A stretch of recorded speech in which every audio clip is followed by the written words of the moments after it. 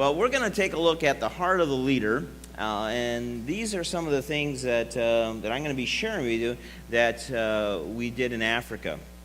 And this was one section of it when I was in Kampala. I did cover a section called the heart of the leader. And when you look at the Lead Like Jesus Encounter material, there's 4 focuses that we have, and that is the heart, the head, the hands, and the habits. So it first starts with the heart, that if you don't get the heart right in terms of being a servant leader, then nothing that you do is really going to make a difference. It's not a matter of principles. To be able to be a servant of Christ, to be able to be one of his disciples, you need to make sure that the heart is right. Now you say, well, you're talking about leadership, but I'm not a leader. But the reality is that anytime you're seeking to influence the thinking or behavior of someone, you're operating as a leader. You say, wow, well, I do that all the time, whether I'm a teacher, or whether I'm at work, whether I'm at home. You're operating as a leader when you're trying to influence the thinking or behavior of someone. So at any given moment, sometimes you are operating as a leader. And then we're going to talk a little bit about there's actually 2 types of leaders, a self-serving leader and a servant leader, and Jesus' model for servant leadership. So those are what we call the 4 domains of leadership. And I covered this with the church that we worked with, the Omega Healing Center, where we spent quite a bit of time with some of their staff. And it's a church now that has grown to about 3,000. And when on the Monday, Tuesday night, I worked when we had about 70 or so that showed up. And then the next day we went down to UNICEF, and I think we had about 20 there that I did a presentation to. And there are people that are mainly from the area of child protection, those who are trying to help protect kids throughout Uganda. And so they may be from Uganda, they may be from other places, but they invited us in to be able to talk about leadership principles, and so that was really good. But the one I enjoyed the most was very early in the morning. We had to be there, I think, at 7:30, and it took an hour to get there. But it was with the URA/IRS, their IRS, and they had a fellowship of about 35, and that was just a wonderful time with them. And I thought, boy, can I take you guys back to our IRS in the United States who were committed to the Lord and want to honor the Lord. And I shared these principles that I'll be sharing with you as well. Well, go ahead to the next one, Jason. The model for us is Jesus. If we look at leadership, he's the leader that we need to look at because he's the only leader that has an organization that's been in existence for over 2,000 years and that is still growing and going strong. What other leader do you know that has started an organization that is still going strong to this day? He's the one that's still there, still in charge. He's still the head of the church. He's still in control. But we often think of Jesus as a spiritual leader. We'll think of him in terms of as religious aspects. But in terms of leadership, he's still the best leader. And the leadership principles that he laid down for his disciples that are still able to be in effect for us today in terms of the transformation of the heart, the renewing of the mind, what we put into practice with our hands, and our habits, what we do. So the heart is the focus of what I want to talk about because it is really the heart of the Lead Like Jesus principles as well. And there are several passages to look at in terms of understanding the heart. I'll read a few. One of them is up there. But be sure that to fear the Lord and serve him faithfully with all your heart. 1 Samuel 12:24 says, consider what great things he has done. But with all your heart, it says. And so the Lord sees the importance that the heart is to be able to make sure that that is right, that is at the center of it. And then it says in 1 Chronicles 29:17, I know, my God, that you test the heart and are pleased with integrity. So the scripture reminds us that God tests the heart. So when he begins to examine us, he looks at the heart. What is in the heart? And then Proverbs 4:23 that you see there, above all else, guard your heart, for it is the wellspring of life. We'll tell people sometimes that, and in terms of guarding your heart. What do we mean by that if we say guard your heart? Well, what we mean by that is that you have to protect. You have to make sure, because what comes into the heart can affect the whole person. What is it that Jesus said when he saw the disciples, the Pharisees are criticizing the disciples? He says, it's not what goes into the man that defiles him, it's what comes out of him, because what that comes out of him comes from the heart as a source of emotion, a source of motivation and intent. And then Romans 10:10 tells us, for it is with the heart that you believe and are justified, and it is with your mouth that you confess and are saved. Anytime we share the gospel with someone, we'll know that there is a difference in their life if they have confessed with their mouth, and then it says here, and with your heart that you believe. A true intention. You've often heard the saying that there is a great gap between the head and the heart. It's only 18 inches. But in terms of spiritual conversion, it can be a Grand Canyon if the heart isn't changed. And so that reminder here, it is with your heart that you believe and are justified, and your mouth that you confess and are saved. Now, one of my favorite passages as I look at this is Jeremiah chapter 17, verses 9 and 10. And this is a very important passage. If you don't have this passage highlighted in your Bible, I encourage you to do so. The heart is more deceitful than all else, and is desperately sick. The King James says, wicked. Who can understand it? And that is at the core of what I talk about when I talk about leadership, is that we aim at the heart. Now look again at 17:9. The heart is more deceitful than all else, and desperately wicked. Who can understand it? And so it gives you a sense of a dilemma there. That, all right, well then if that is everything you said about the heart and how important it is, then who can understand it? But look at verse 10. It provides the sense of hope when we begin to look at the following Christ and being a follower of Christ, and the heart being at the center there. I, the Lord, search the heart. And so when God begins to look at us and begin to examine, where is it that he first looks? He searches the heart. What sin is there? What motivations are there? He begins to search our heart, and then it says, I test the mind. Now we know if we go into the New Testament, and Romans chapter 12 talks about this, about the renewing of the mind in verses 1 and 2. But that's that second step. The first step is the openness to allowing the Lord to search our heart, to examine us. The psalmist often writes about that. Lord, search my heart. Test me. See if there's any wicked way in me. Even to give to each man according to his ways, according to the results of his deeds. Now the King James Version mentions that in the translation, I try the reins. And here it says, I try the reins from the King James Version. Other versions say I test. But what does it mean, I try the reins? Like when any of you have ridden a horse? You know, yeah. So when you get on the horse, the first thing you know, make sure you're nice and comfortable in the saddle. Yeah, that's important. Make sure those stirrups are right where they need to be. But the next thing you got to do is you got to test the reins. Why do you test the reins? You got to make sure you have control of the horse and how much to pull to go to this side if you want it to go this way, and how much to go that way. How much to pull if you pull too hard, the horse will buck. So take that aspect of understanding what God does in terms of testing us. He examines, and he'll be able to say, is that really of the Lord? There's a passage in 2 Corinthians, I believe in chapter 10, verses 4 and 5, where it says we're to bring every thought captive into obedience to Christ. That is that aspect of Lord. We submit it. Lord, is this thought that I have, this process of thinking, this philosophy I have, is it honoring to you? And so the Lord, he kind of checks it. And we sense that aspect of the Holy Spirit tugging at our heart, whether or not that is honoring to him or not. Well, all that leads us to an important thing in understanding. Go ahead to the next one.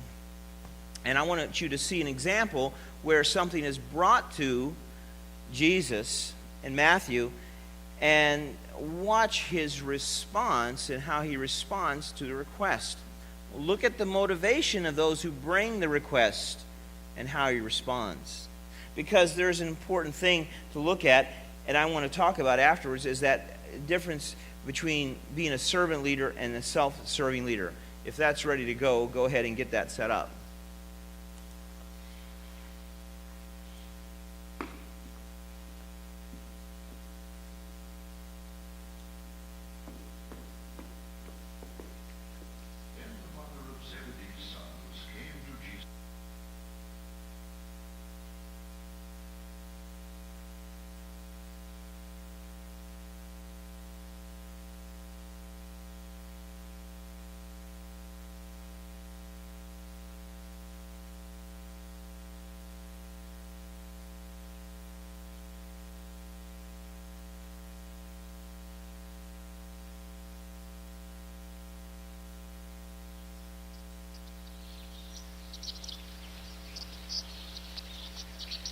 Can you drink the cup I am going to drink? We can. They answered.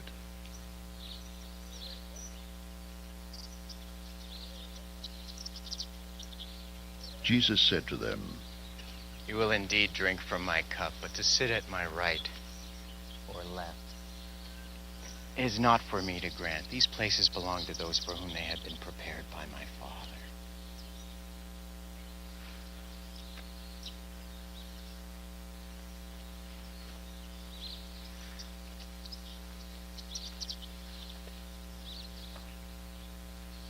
When the 10 heard about this, they were indignant with the 2 brothers.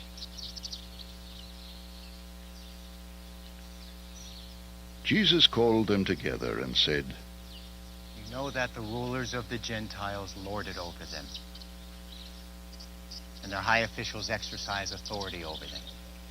Not so with you. Instead, whoever wants to become great among you must be your servant. And whoever wants to be first must be your slave. Just as the Son of Man did not come to be served, but to serve, and to give his life as a ransom for many.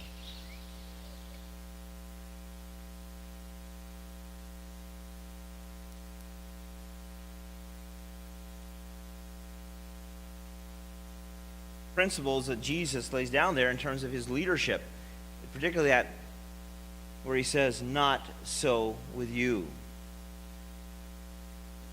Well, now this is the time where you get a chance to kind of give some little bit of feedback of some things you observed, and if I were doing an encounter like I did there, I need to hear from you. What did you see? What are some leadership principles that you saw that Christ introduced? What were some things you observed? It's okay, you can talk now. I give you permission. What are some things that you saw? Steve. Yeah. Wasn't in a hurry. Yeah. What else do you notice?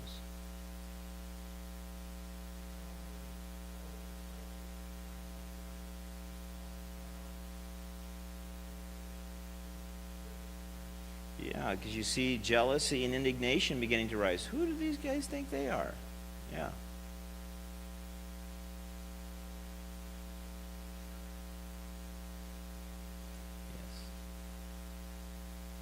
That's right. This seems like a very good request from their perspective. They're bringing this. One on the left, one on the right, and he could have said, "What do you think you're doing? Are you full of pride?" No, but he did it in a very loving way, and be able to say, This is how God has ordained it. And this is how it's to be. Yeah. Anything else? Well, what this points out, and what I often want to be able to emphasize, is that really what Christ introduced to us is that it confronts our selfishness. Because when it comes to living our life and into leadership, that we are either self-serving or we're going to be a servant leader. And the reality is that all of us at some point in time are self-serving, where we think of our wants and our needs. But effective leadership starts from the inside. It is a heart issue. And we often use the term, as I'm introducing this, is that Jesus wants to give us a spiritual heart attack. In other words, it has to be shocked to realize that this is how leadership is intended to be in God's kingdom. Because if you get the inside right and help someone to be able to see things and see people from God's perspective, then you begin to see more love and caring and honesty come from that person.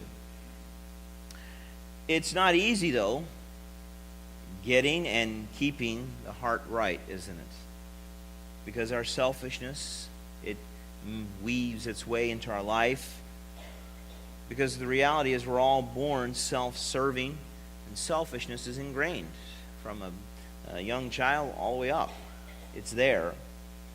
And so we have to address an important issue that is a spiritual issue, is the issues of pride and fear that get in the way. And you've heard me talk about this before, but it's an essential issue. We use the term ego, where the ego can get in the way. You can go ahead and move on that one. Let's move on to the next slide. But as we watch this next one, I want you to begin, and we'll do this. We'll say, those over here, you watch for what he says about pride when Phil Hodges talks about it, and you look what he says about fear. And I'm going to ask you afterwards to be, what did you notice about what he said about pride or fear? But it's the ego that Freud developed this whole aspect of the id, but what it really means is that encompasses all that we are and who we are, and our thinking, our beliefs, our makeup. But I want to use it as an acronym for the ego of edging God out, and how the ego can edge God out when we allow pride and fear to get in the way. So let's listen to what Phil Hodges has to say. And so remember your assignment and be ready to share afterwards.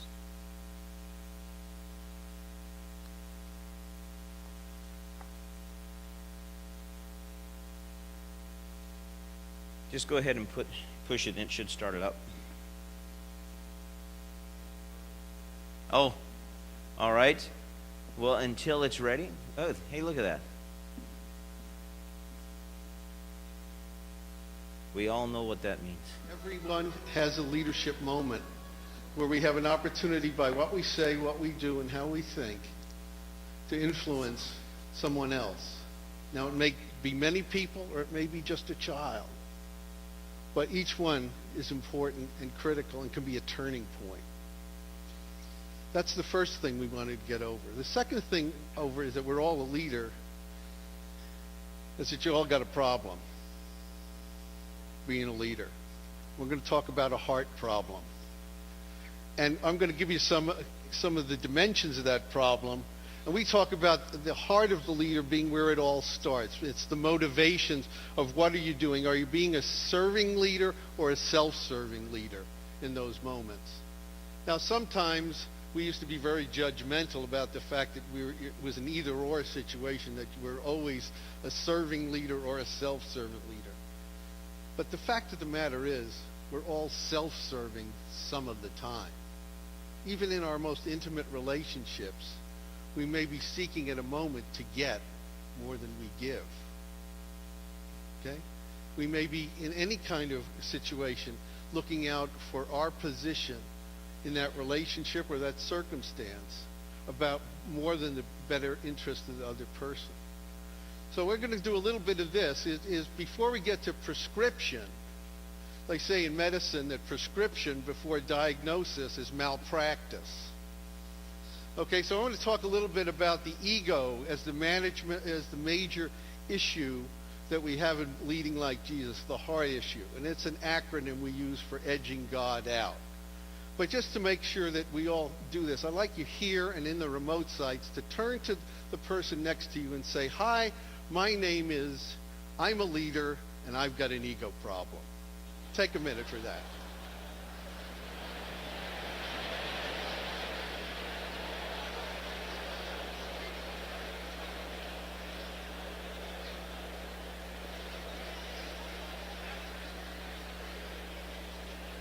Okay. What I want to do is kind of show it to you and see if anything of this rings true. We talk about ego is not a psychological term. We're not doing Freud here. We're talking about it as an acronym for edging God out. Okay? And do we have that on the slides? Good. Edging God out. There's at least 3 ways we can edge God out as an individual and as a leader. Number one, we can edge God out as the object of our worship. Who or what do we put in his place? That's number one in our life. Now you can go to negative things or power or so forth, but you can put relationships, you can put education, you could put health, you could put power, you could put status. Whatever takes the place of God as number one, the object of our worship, is moving him out of the level of effectiveness in guiding our lives. Now, one thing about edging God out, it's usually not an abrupt action. It's a slow edging of him out of the spotlight, and somebody else is coming in. And I think you'll usually find that person's name is you. Is something that we're worshiping about our relationship, something like that. But we can edge God out as the object of our worship. Secondly, we can edge God out as our source of sufficiency and self-worth, that which we put our trust in. And we put our trust in a lot of other things. We put our trust in our position, our possessions, our relationships, our health, our physical appearance. We can do all of those kinds of things.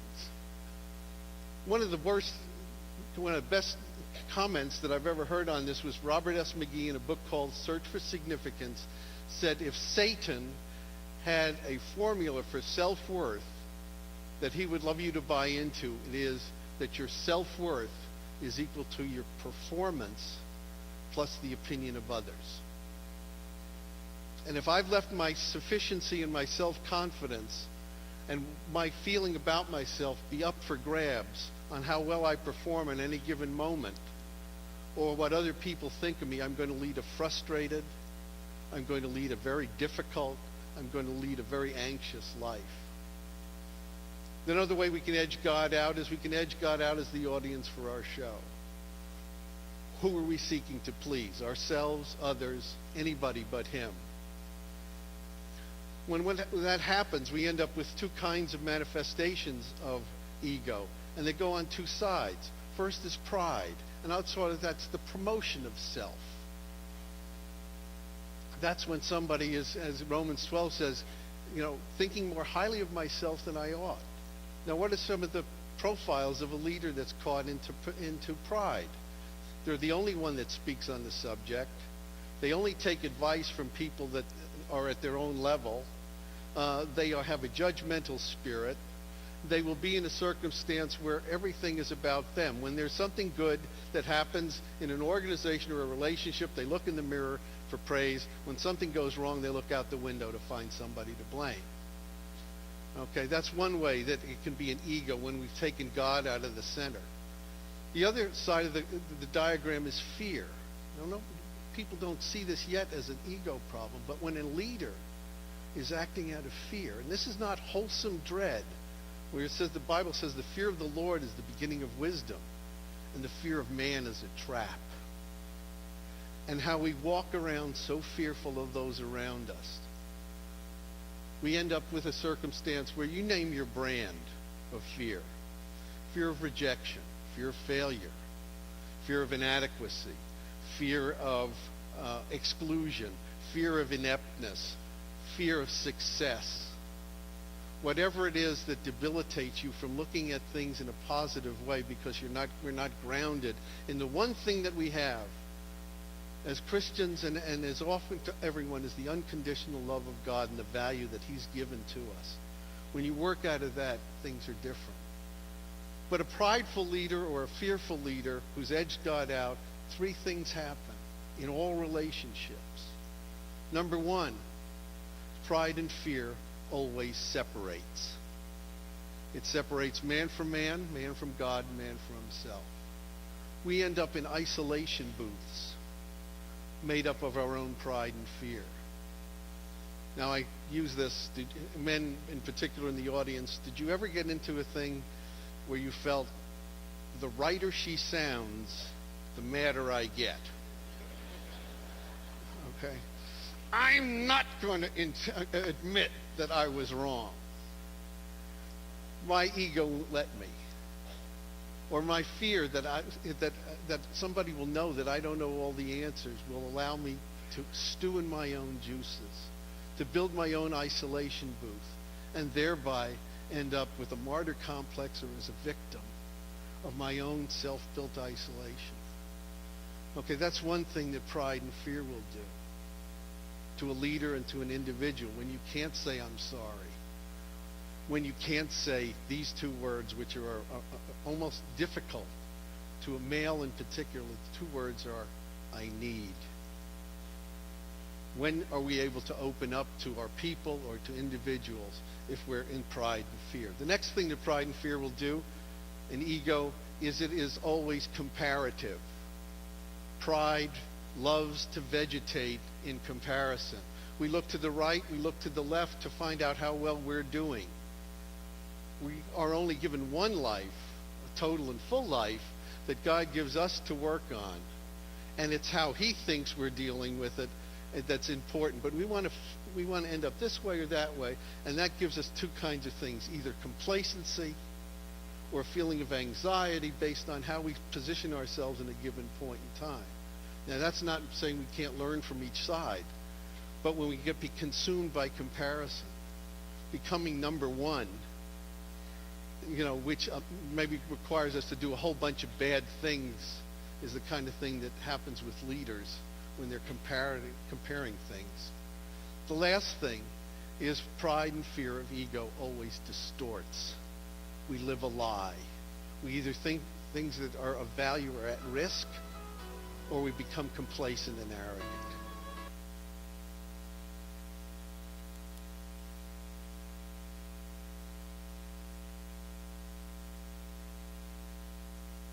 About how we often look at self-worth if we were to believe Satan's lie is that it's your performance plus the opinion of others. How many of us live our lives like that? Well, what I do after they have seen that video is I get them into a group, and then we basically have a little confession time, kind of like an AA meeting, and where we have to be able to say, "Hi, my name is Randy," and the group responds, and they say, "That's right," and I say, "I have an ego problem I struggle with," and I'll share either pride or fear and share that, and then everyone says, "Thank you for sharing," and they clap their hands, and we go around, and it is rather uncomfortable for many people, like, but you know what? We have to admit it. Well, let me hear from you, those of you who, what side did you have over here? Pride. What did you see? What did you learn about pride? Anyone? None of you have a problem with that, right? Too prideful to say. Yeah. What are some of the things you picked up, Steve? Yeah.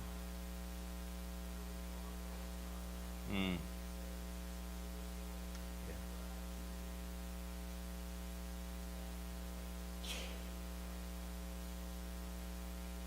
Yeah. Right. Yeah. It inhibits us from being able to say, "I need," or "I'm sorry." Get at least 3 comments from each.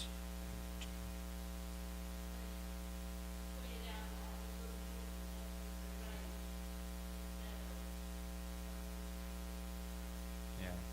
We often compare, and we should be only concerned about an audience of 1. Yeah. One more comment.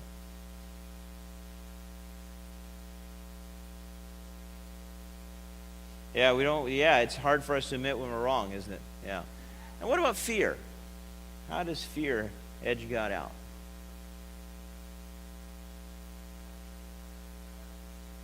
Yeah, insecurity there, inadequacy. Yeah. Very, very good. Very good. That passage reminds us that the fear of man is a trap.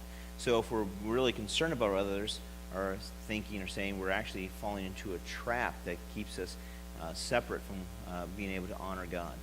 One more. Fear of rejection.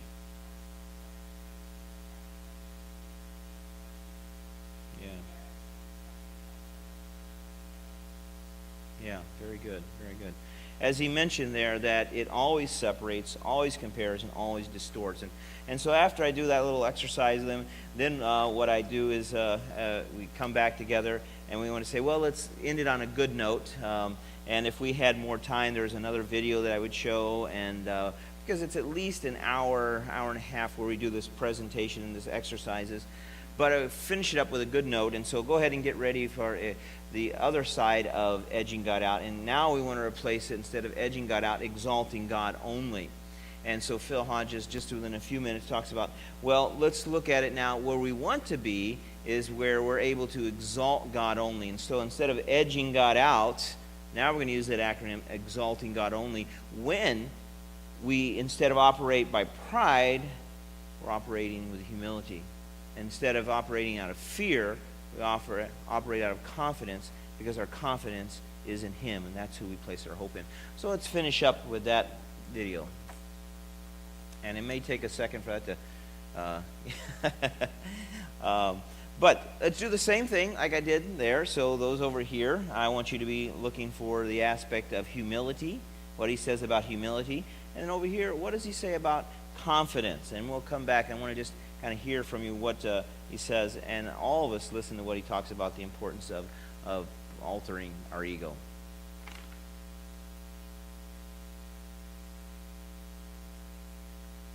Now, the flip side of this, which we would call leading like Jesus, is the same acronym of ego. But instead of edging God out, we talk about exalting God only. Exalting God only returns God to the place of worship, that He is the only worthy one, worthy of worship. And how do we do that on our daily things? Not only it's a relationship with Jesus. Leading like Jesus is personal. It requires relationship. It requires that understanding of who He is. First, that we have that second part where we can exalt God as the source of our sufficiency and our self-worth. He is the provider, the author and the perfecter of our faith, and our daily help. He's the only leader that we know, and He's 2,000 years off of His earthly ministry, that you still can get in contact with on an ongoing basis. You can have an interactive relationship with Jesus the coach. When we edge God out, when we exalt God in that way, then we bring Him into that circumstance. When we put Him back in the place of the one that we say, are you pleased? If our leadership in all our relationships about making Jesus smile, kind of a non-theological phrase, but would this make Jesus smile? Not only what I'm doing, but how I'm doing it. And are other people growing? Would that make Jesus smile? When you end up with exalting God only, you have, instead of pride, is humility. Humility, as I've said a lot of times, is something never to be claimed, but to be observed and celebrated in others. Because the minute you say, I'm humble, you ain't. The minute you can identify that in yourself, you're not. Okay?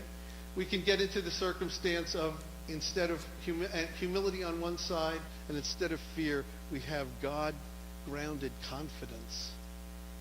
That those things that are eternally of importance are eternally protected or eternally guaranteed. And as a leader working out of those two things, out of humility and confidence, the difference now is, instead of separation, we have community. You can bring people into your life to teach you how, to help others grow and learn, that you're not isolated in only that which you can think of, but you can now open up the possibilities to the power of involving others in your decision making and in where you want to go. Ken is always happy to say that leadership isn't something you do to people, it's something you do with them. And when you can break out of your pride and your fears and allow that community to occur, good things happen. The next thing that will happen when we exalt God only is that we are in a search of not comparison, but contentment. we can see the life that God has given us, the work and the place that we are as a piece of his plan for his kingdom. Bloom where you're planted is not a sentence of limitation. It's a challenge to fulfillment. Jesus didn't, at the end of his ministry, get to the point where he's praying back to the Father in John 17, and he said, I glorified you on earth, and I paraphrase, by doing the work that you set before me. I kind of think on the other side that he didn't say, I just didn't get that slavery thing taken care of. Or I just didn't get women's position in the world right. Or there were so many more people that could have been healed. Or no, there was so much more good work to do. But he did the work that God had set before him. What's God's mission for your life? How do you know? I'll tell you, keep doing that which is in front of you until you get other instructions. And do it to his glory. Because he will honor that. The last thing that it brings, that exalting God only brings truth instead of deception. Instead of living a lie and living for the wrong reasons, we have that. Now, how do we get from one to the other?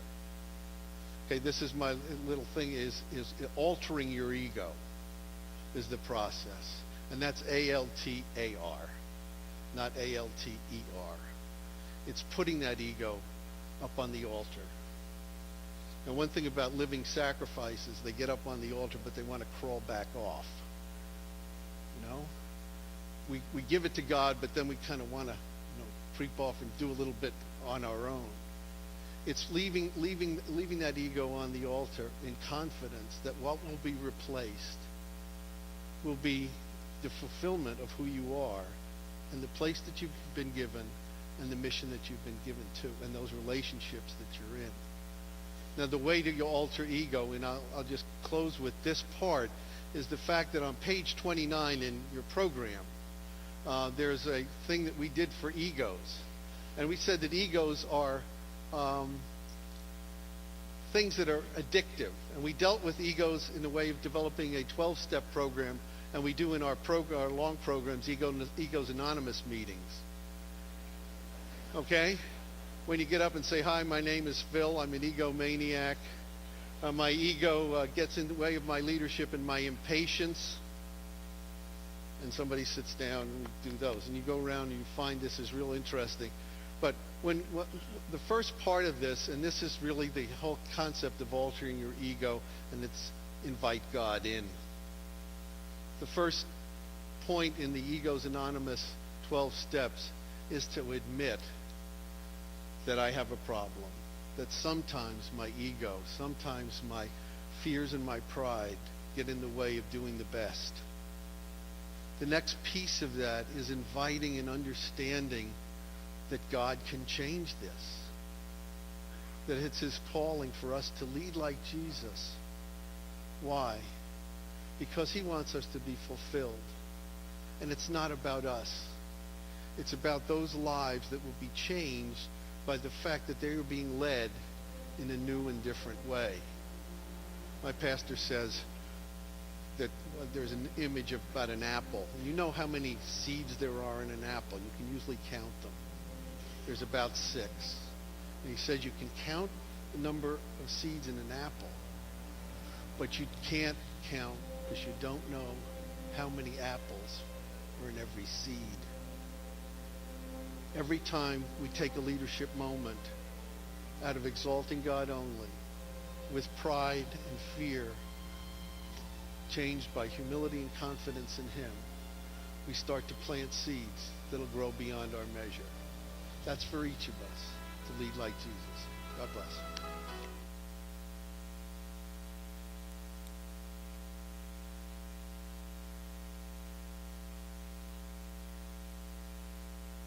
Exalting God only. And that's what we want to see in our life as well, is moving from pride to humility and from fear to confidence. So tell me what you observed, what you saw, what you heard.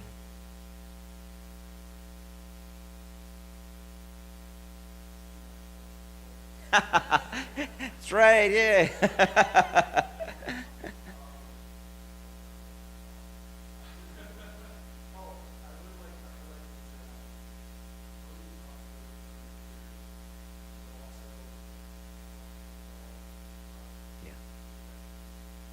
opens it up to allow people to be able to speak into your life and be able to help you.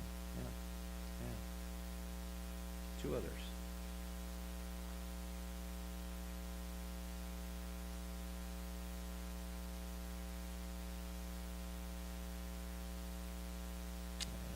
Okay, I'm waiting. I don't need to play it again, do I? What are some things?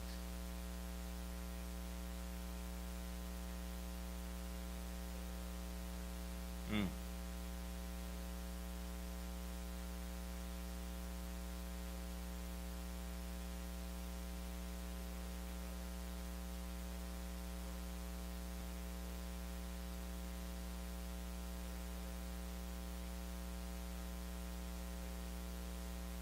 Mm-hmm. Moving from an aspect of comparison to contentment, and is God pleased? Does He smile? One more.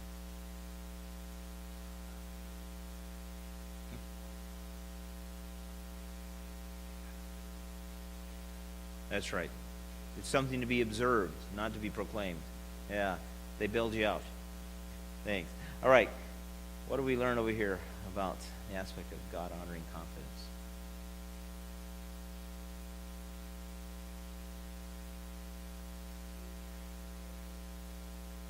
Yeah, it's unto the Lord. 2 others. Yeah, it's eternal. Yes. And it's a kingdom principle that we see in operation, don't we? Yeah.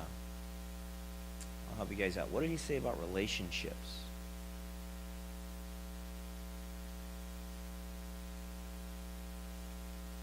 Yeah. Not leave it in isolation. Yes. It pulls us into community, into relationships, that we might be able to fulfill that which God has called for us to. And he does so by putting us in relationships as we alter that ego. So these are some of the things I do, and and I imagine if you're in smaller groups, you might share more. But this gives you a little bit of an idea of some of the things that we did in terms of helping. And the folks that we've worked with in Uganda, they have taken this and they have used these principles for their training their leaders. And when they go and plant churches, they require this one church, the Omega Healing Center, requires everybody to go through a Lead Like Jesus encounter so that they know it. And Pastor Bob, that we spent a lot of time with, we gave him a ton of material, and he's going to be using that to train others. And then when I went down to Uganda, I focused on more some basic Bible training and theology. So I basically did talked about prayer and stewardship and Bible study methods. But anyway, just wanted to give you a flavor and a taste of some things we did there. So let's just ask God's blessing over this as we continue to see God use it here and around the world. Heavenly Father, thank you for the things that we have learned and be able to put that into practice and how we might honor you. Thank you for this congregation and their support and their prayer for us. And we want to continue to be praying for Uganda as they continue to take the things that we have taught them and that they have responded so well. And we just pray your hand of blessing on them. And for our church as we continue to keep that focus on you, may you be glorified in Christ's name.